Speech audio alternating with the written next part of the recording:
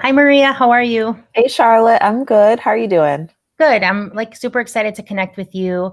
I want to talk about what you thought about last period's class. Oh yeah, I actually thought it was pretty great. The students seem really into this unit. But I did have one question though. Yeah, what's your question? So I noticed that some of the students were really struggling with the questions at the end of the class. Since we're, trying to catch up and we still have all of the next lesson to get to, would you just give them the correct answers tomorrow, to keep it moving? That's a good question. And I noticed that too. Since we always want to provide the students with the opportunity to dig into the content, I'm thinking that we might find a way at the beginning of the next class to revisit those questions and then support the students to reach the understanding rather than just giving them correct answers. What do you think? That makes sense. I think that sounds good. I know for me, I'm still kind of struggling with how to get everything done, keep up with the pacing and still support the students, Mm. especially those who just don't get the concepts as quickly as other students. Yeah, and that's a very common issue that all teachers struggle with, Maria. I think that the best way to deal with that struggle is to make sure that we have a deep understanding of all the content, the goals, each lesson, of course, the students and their needs. Why don't we use this period to really work on tomorrow's lesson? We can plan together and make sure that we have a better understanding of the lesson content first. Hmm. Then we can also talk about how to address the students' misconceptions from today's lesson in a way that doesn't take up too much time, but still puts the ownership on them. Okay, sounds good. Okay, great. So I actually have a copy of tomorrow's lesson. I believe you do as well. Hmm. All right, so I'm going to go ahead and pull up the planning conversation guide to help us really analyze the lesson and talk through what we need to do to prepare for tomorrow. So I'm going to share my screen so that we're both on the same page, literally. Um, and then we can go ahead and get started. Okay. And then remember that in Keanu, you have access to what I have access to. So everything that I'm typing in there, when you sign on, you can see everything as well. So that's nice for transparency. We know that we're looking at the same thing. Okay, cool. All Sounds right. good. Well, I can see it. Okay, wonderful. Thank you. Mhm. So we already talked about the lesson and how it fits in the unit overall previously, right? Right. So we're working on using models to explain how the different systems in the body get glucose to the cells. Okay. And I believe this is also the lesson where the students focus on the endocrine system and how a problem there could cause diabetes, right? Mm-hmm. And what I'm going to do right now, Maria, is I'm going to go ahead and type what you said into B because this is going to capture what the students have previously done. And I Hmm. just want to make sure that I'm capturing what you said. You said we're working on models to explain how systems in the human body. How they get glucose to the cells. Got it.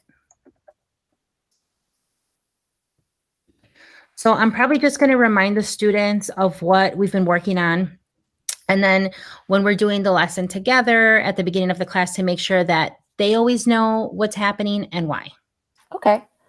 I am wondering, since some of the students in the class, they might have people that they know or might be related to people who have diabetes. How are we going to make sure that we're addressing that in a way that's sensitive to how they might be feeling about it?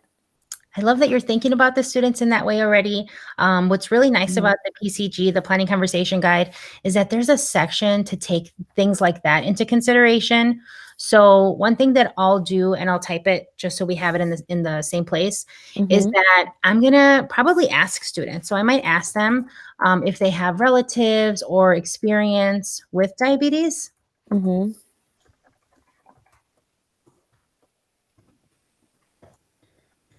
And then I don't want to push them too much. So I'm also going to make sure for their social emotional that I'm not really putting pressure on them. So they won't share if they don't want to. Okay. Okay. Yeah, that's good. I really appreciate just watching the relationships you've developed with students unfold and just how sensitive you are, to their individual needs. Well, as we both know, knowledge of our students is one of the most essential factors when planning because we really want to meet their needs in the classroom, right? Mhm. Let's go ahead and focus on the targeted standard for the lesson and specifically what skills and knowledge they need in order to perform the things in this lesson. Okay. So I'm just pulling up the lesson plan. Okay, here it is. The standard is to develop and use a model to illustrate the hierarchical organization of interacting systems that provide specific functions within multicellular organisms. So basically, it's their ability to create and then use models like they've been doing so far in this unit.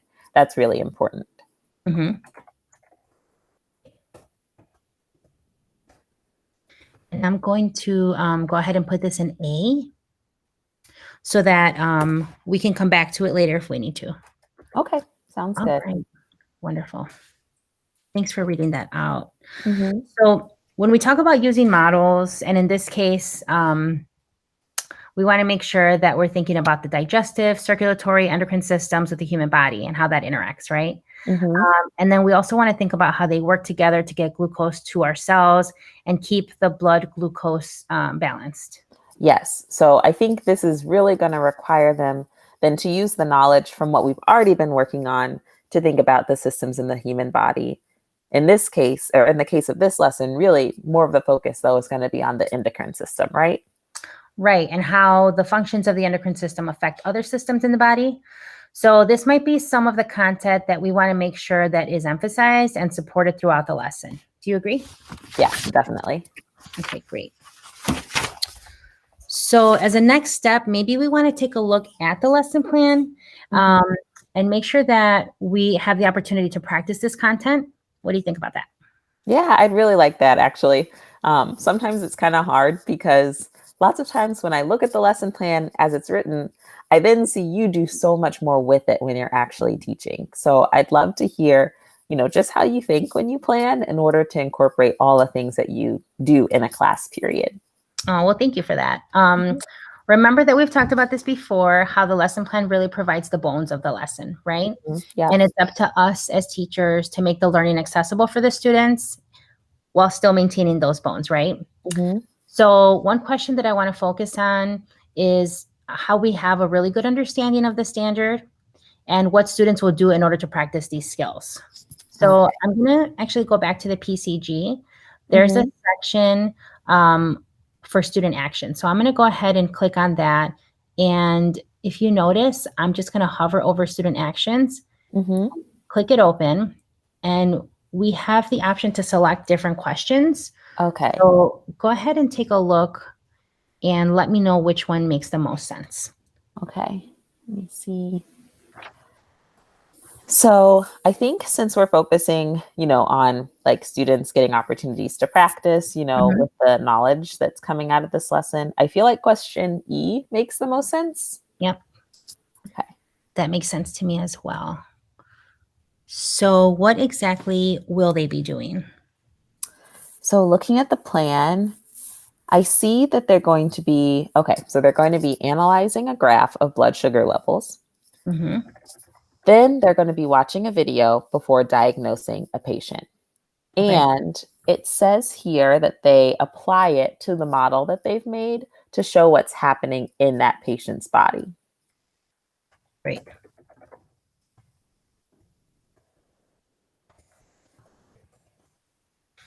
Okay, that makes a lot of sense. So before we get into that, we might want to consider how to revisit the questions, right, from today's lesson. Because we really want to reinforce the content and ensure that everybody understands. So some of the students seem to struggle with the questions when they were working on them individually. What do you think about putting them in groups? That sounds like a really good idea. And also that way, if they get stuck, they can always talk it out with each other.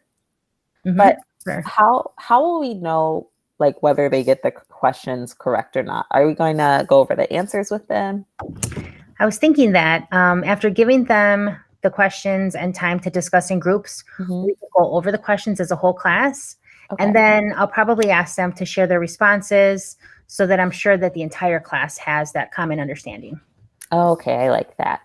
And then the video will also help them deepen their understanding too, right? Or exactly. Do you think the video is necessary for all the students? So even though there are some students who have shown that they already have a really good understanding of the systems, the endocrine system is pretty new to all of the students. So I do think it will be helpful, even if it's just to reinforce some, some of those things for that students might already know. Hmm. I really don't want to skip over something and then leave a gap later in their understanding. Okay, that makes total sense. And that will also make sure that the groups are ready for the diagnosis portion too, right?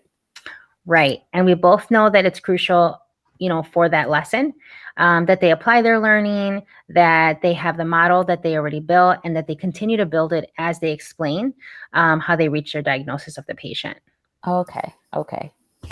And so when you hand out the patients, are you going to give some groups, like Colin's group, for example, easier patients to diagnose?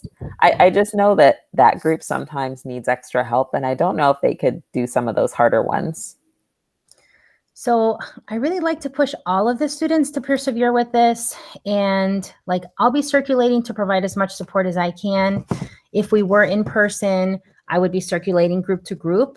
Virtually, since we're going to have them in groups and breakout rooms, I'll be sure to pop into those breakout rooms and support the smaller groups. Hmm. In addition to that, they're going to have one another. They're going to have the video that they watched, and then they're also going to have the model that they built before. So I will give everybody the same set of patients and then see what they can do, right? Okay, right, yeah. So that should take us to the end of the lesson, right? Or am I missing something? It should take us to the end of the lesson. If you remember some of our previous lessons, it's always really good to get a sense of their individual understanding through formative assessment. So I will do some exit tickets. Oh yeah, that's right. And yeah, I do see that there's an exit ticket here on the lesson plan.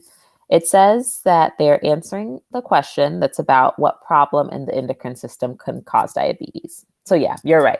That will let us know, how they're doing individually. Maybe we could take a look at the exit tickets after the lesson to see how they do. Yeah, I love that idea.